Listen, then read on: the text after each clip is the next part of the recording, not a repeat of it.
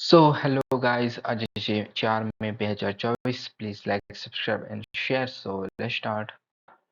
Supersonic missile assisted release of torpedo smart system.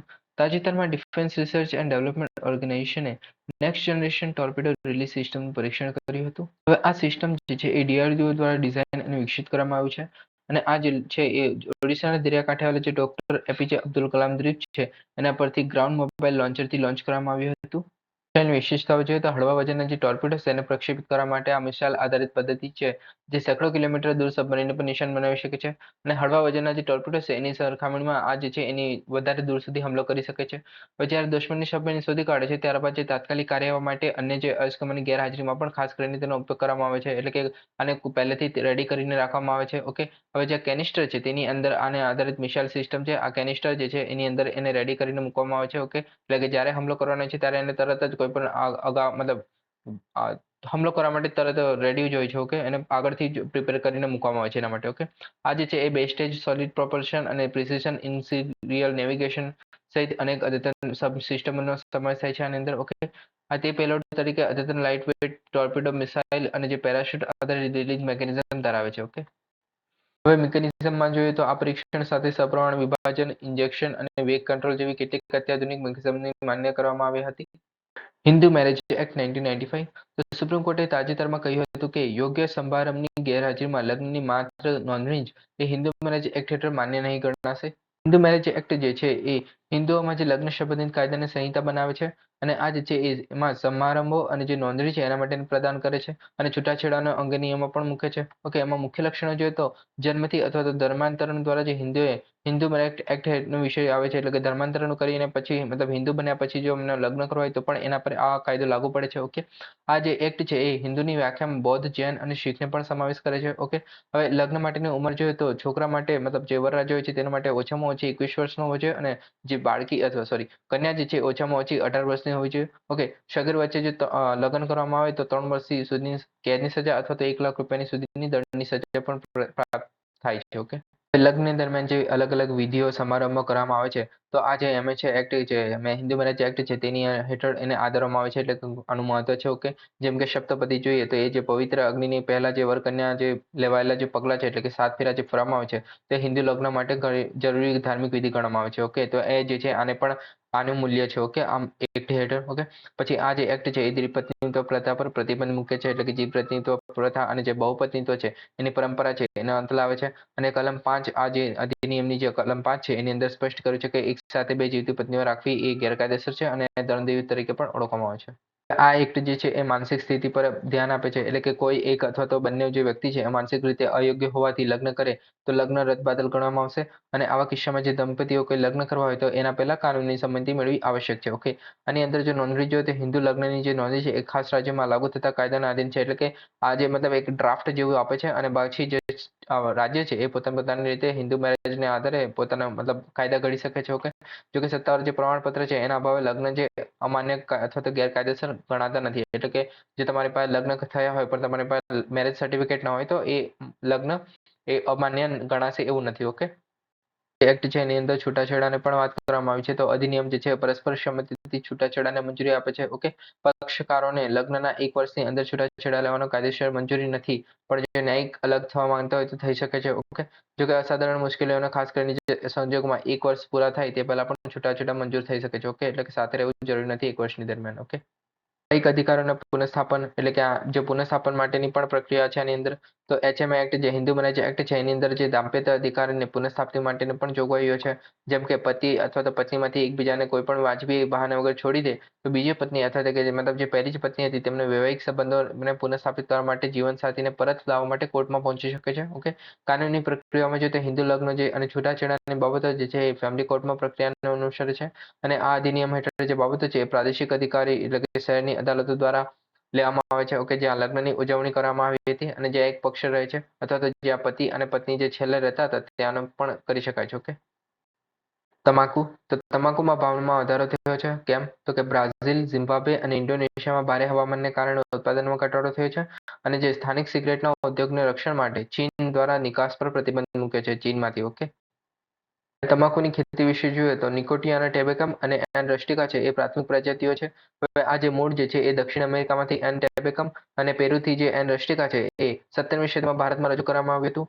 આના માટે તાપમાન જોઈએ તો 20 ડિગ્રીથી 27 ડિગ્રી સેલ્સિયસનું ટેમ્પરેચર જોઈએ છે. વરસાદ જે 500 થી 1200 સુધીનું વિસ્તારનું મતલબ આટલો વરસાદ જોઈએ છે. ઓકે, હવે એમાં ઉષ્ણકટિબંધીય પરંતુ સમશીતોષ્ણ પ્રદેશમાં પણ ઉગાડવામાં આવે છે. ઓકે, જમીન માટેની પસંદગી જોઈએ તો રેતાળ અને રેતાળ લોમની જમીન એને અનુકૂળ આવે છે. આંધ્રપ્રદેશ સિવાય અને જ્યાં કાળી જમીન હોય ત્યાં પણ આ ઉગાડી શકાય છે. ઓકે, હવે આ જે છે વોટર લોગિંગ એટલે જ્યાં પાણી ભરાઈ રહે છે તેના પ્રત્યે સંવેદનશીલ છે. ઓકે, આના ઉપચાર એટલે કે તમાકુની ગુણવત્તાને સુનિશ્ચિત કરે છે. ઓકે, ભારતમાં તમાકુ જોઈએ તો વૈશ્વિક સ્તરે બીજો સૌથી મોટો ઉત્પાદક અને નિકાસકાર છે. ઓકે, વિશ્વમાં ભારત એ બીજો સૌથી મોટો ઉત્પાદક અને નિકાસકાર છે. ખાસ યાદ રાખવું, ભારતના સૌથી ટોચનો ઉત્પાદક ગુજરાત છે, તમને ખબર જ છે. ઓકે, અને ઉત્પાદકોમાં જે આંધ્રપ્રદેશ છે, કર્ણાટક છે, યુપી અને બિહાર છે. ઓકે, ભારતીય તમાકુની જાતો જોઈએ તો ફ્લ્યુકોડ વર્જિયાના જે છે આંધ્રપ્રદેશ અને કર્ણાટકમાં જોવા મળે છે. બીડી તમાકુ ગુજરાત, કર્ણાટક અને આંધ્રપ્રદેશમાં, સિગાર અને ચિટ્ટુ છે એ તમિલનાડુ અને પશ્ચિમ બંગાળમાં, અને પિક્કા તમાકુ જે છે એ ઓરિસ્સામાં મળે છે. ઓકે, અને મહત્વ જોઈએ તો 36 મિલિયન લોકોને આજીવિકા પૂરી પાડે છે.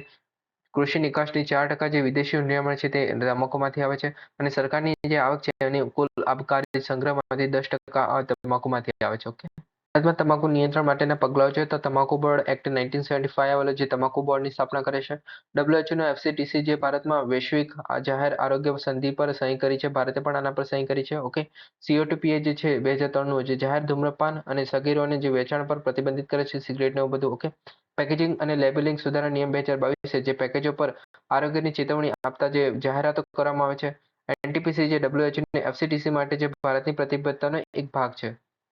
તમાકુ બોર્ડ વિશે જોઈએ તો તમાકુ બોર્ડ એક્ટ 1975 હેઠળ તેની સ્થાપના થયેલી. આનું મુખ્ય મથક જે છે એ ગુંટુર આંધ્રપ્રદેશમાં છે. અને આ જે છે વાણિજ્ય અને ઉદ્યોગ મંત્રાલય હેઠળ કામ કરે છે. WHO નું framework convention on tobacco control છે જે તમાકુ પર જે પ્રથમ વૈશ્વિક જાહેર આરોગ્ય સંધિ છે. ઓકે, આ જે છે એ આધાર જે પુરાવા આધારિત અને આરોગ્ય ઉચ્ચક્ષમ ધોરણ છે એના અધિકારોને પ્રોત્સાહન આપવાનું કામ કરે છે. અને ભારતે પણ આના પર સહી કરી છે. ઓકે, કચ્છ અજરખ તો તાજેતરમાં controller general of patent design અને ટ્રેડમાર્ક છે એમણે ગુજરાતના કચ્છના વાઇબ્રન્ટ પ્રદેશ કચ્છ અજરખના પરંપરાગત કારીગરોને ભૌગોલિક સંકેત જીઆઈ ટેગ આપવાનું પ્રમાણપત્ર એનાયત કર્યું છે. અજરખ કળામાં જે ટ્રેટેડ સુતરાઉ કાપડ પર હેન્ડ બ્લોક પેઇન્ટિંગની જીવનબળી પ્રક્રિયાનો સમાવેશ થાય છે. અને આ પરિણામે જે જટિલ ડિઝાઇન તૈયાર થાય છે. ઓકે, કાપડને વનસ્પતિ અને ખનિજ રંગોથી રંગવામાં આવે છે. અને ફેબ્રિક લગભગ જે 8 વખત ધોવાના ચક્રમાંથી પસાર થાય છે. એટલે કે જે કાપડ છે તેને 8 વખત ધોવામાં આવે છે. કચ્છ અજરખ જે છે એ એક કાપડ હસ્તકલા છે જે ગુજરાતના સાંસ્કૃતિક ટેપેસ્ટ્રીમાં ખાસ કરીને જે સિંધુ અને બાડમેર છે ત્યાં કચ્છના જે પ્રદેશો છે ત્યાં જોવા મળે છે.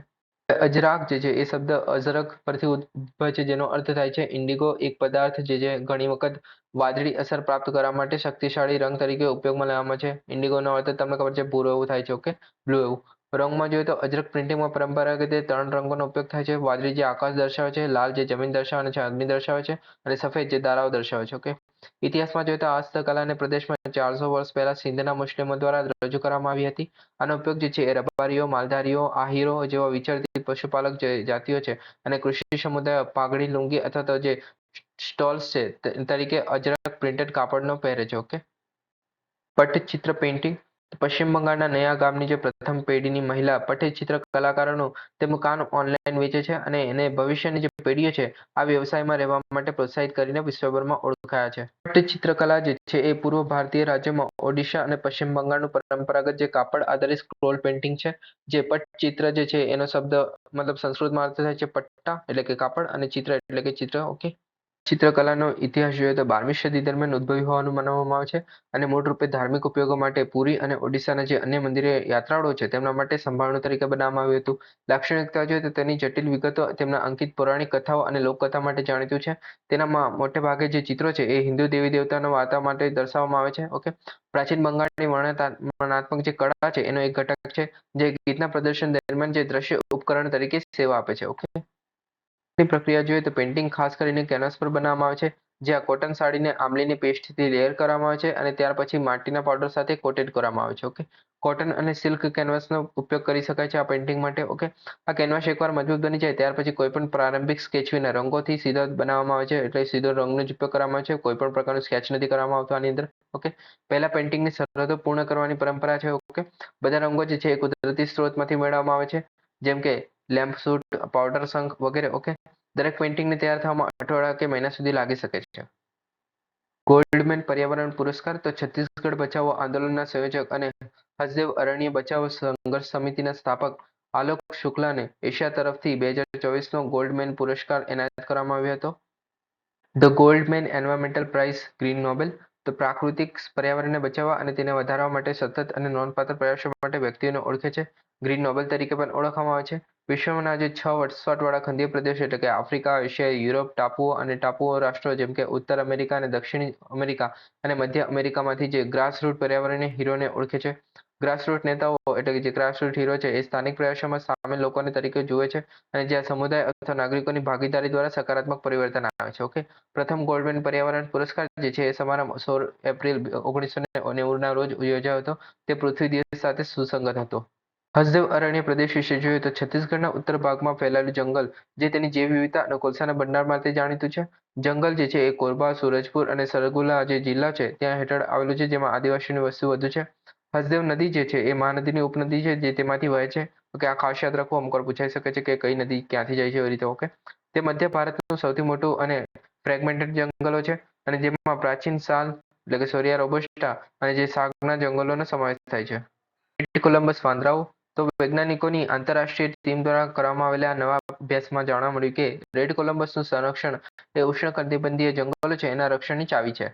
કોલંબસ વાંદરા વિશે જોઈએ તો તેની શ્રેણી એટલે કે દુર્લભ વાંદરાઓનું સંકટગ્રસ્ત જૂથ છે અને ઇકોસિસ્ટમની ભૂમિકામાં જોઈએ તો જૈવ વિવિધતાના પ્રાથમિક સૂચકાંક તરીકે કાર્ય કરે છે.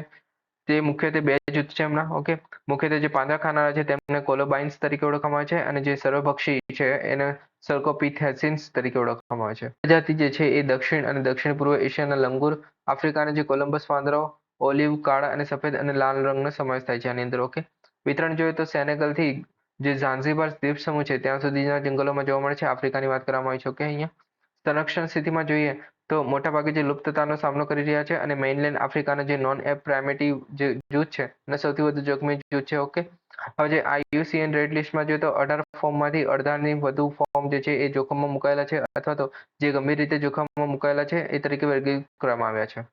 હવે એમના માટેની સમસ્યાઓ જોઈએ તો શિકાર એટલે કે વેપાર અને સ્થાનિક નિર્વાહ માટે શિકાર જે થાય છે, પછી જે લોગિંગ, ખાણકામ, કોલસાનું ઉત્પાદન, ઇન્ફ્રાસ્ટ્રક્ચર ડેવલપમેન્ટ અને જંગલને ખેતરો અને કૃષિ વાવેતરને કારણે નુકસાન, અધોગતિ અને વિભાજન થઈ રહ્યું છે હમણાં આવેશનું. ઓકે, સંરક્ષણ પેનલ જોઈએ તો એક્શન પ્લાન છે. IUCNની જે species survival commission, primate specialist group છે અને આફ્રિકાની જે પ્રાઇમેટોલોજીકલ સોસાયટી દ્વારા red colobus conversion action plan છે. ઓકે, ધ્યેય જોઈએ તો આફ્રિકાના ઉષ્ણકટિબંધીય જંગલોને સુરક્ષિત કરવા માટે બિનટકાઉ શિકાર ઘટાડવા અને લાલ કોલંબસને પ્રાથમિક સંરક્ષણ લક્ષ્ય બનાવવો જોઈએ. સંસ્થાકીય સમર્થન જોઈએ તો અમલીકરણ, સંચાર, ક્ષમતા નિર્માણ અને દેખરેખ માટે રેડ કોલંબસ વર્કિંગ ગ્રુપ છે અને રેડ કોલંબસ કન્ઝર્વેશન નેટવર્ક પણ છે. ઓકે, એડઝોપ્શન્સ તો વૈજ્ઞાનિકોએ વાસ્તવિક કિરણોત્સર્ગી દૂષણ જે જમીનમાંથી કાઢવામાં આવેલ જે યુરેનિયમ નામના ગંદા પાણીને અસરકારક રીતે દૂર કરવા માટે નેનો મટીરિયલ આધારિત જે શોષણ પ્રક્રિયા પર સંશોધન હાથ ધર્યું છે. એબ્સોર્બન્ટ છે. ઓકે, એડસોપ્શન એટલે શું તો કે જે પદાર્થની સપાટી પર ગેસ પ્રવાહી અથવા તો ઓગળેલા જે ઘનમાંથી અણુઓને, આયનો અથવા તે પરમાણુને સંલગ્નતા છે એટલે કે પદાર્થોની સપાટી પર મતલબ દૂર કરવાનું છે આને.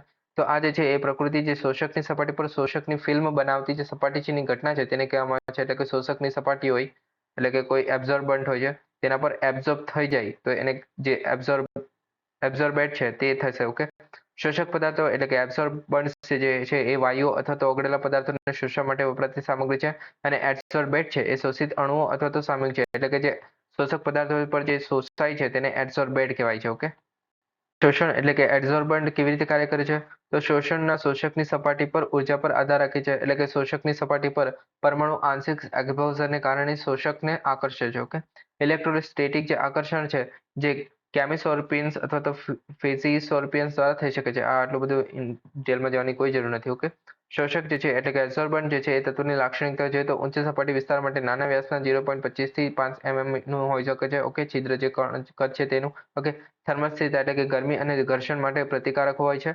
સપાટીની પ્રકૃતિ એટલે કે એપ્લિકેશનના આધારે હાઇડ્રોફોબિક અથવા તો હાઇડ્રોફિલિક હોઈ શકે છે. ઓકે, આકારોમાં જોઈએ તો સળિયા, ગોળીઓ અને વિવિધ મોડેલ્સના સ્વરૂપો તરીકે ઉપલબ્ધ છે. છે તો કયા કયા પ્રકારના એબ્સોર્બન્ટ તત્વો હોઈ શકે છે જેમ કે સિલિકા જેલ છે, એલ્યુમિના છે, સક્રિય કાર્બન એટલે કે ચારકોલ છે, ઝિયોલાઇટ છે, શોષણ ચીલર એટલે કે રેફ્રિજરેટર માટે યુઝ થાય છે અને જે જૈવ સામગ્રી છે એટલે કે પ્રોટીન શોષણ માટે યુઝ થાય છે. ઓકે, એડસોર્પ્શન અને એબ્સોર્પ્શન એ વચ્ચેનો ફરક શું છે? તો એડસોર્પ્શન જે છે એ સપાટી પરની સ્તરની ઘટના છે, જ્યારે એબ્સોર્પ્શન છે એ પ્રવાહી જે પદાર્થ હશે તેને ઘન સ્વરૂપમાં વિખરાઈને દ્રાવણ રચે છે. ઓકે, તો તેને કહેવાય છે એટલે કે બે સોલ્યુશન મતલબ એક સોલ્યુશન પહેલેથી હશે, એક શોષક તરીકે હશે અને બીજું જે અંદર શોષાઈ જશે. ઓકે, તો આપણે એક દ્રાવણ રચે છે તો એને એબ્સોર્પ્શન કહીશું. ઓકે, હવે આની એપ્લિકેશન જે છે કુદરતી પ્રણાલી જે ભૌતિક, જૈવિક અને રાસાયણિક પ્રક્રિયામાં હાજર હોય છે. ઔદ્યોગિક ઉપયોગમાં સક્રિય કાર્બન અને કૃત્રિમ રેઝિનનો ઉપયોગ કરીને જે પાણી અને ગંદા પાણીનું શુદ્ધિકરણમાં કાર્યરત છે. ઓકે, તો ગાઈઝ આજ માટે આટલું જ. Please subscribe, like and share. Thank you for listening. જય હિન્દ, વંદે માતરમ.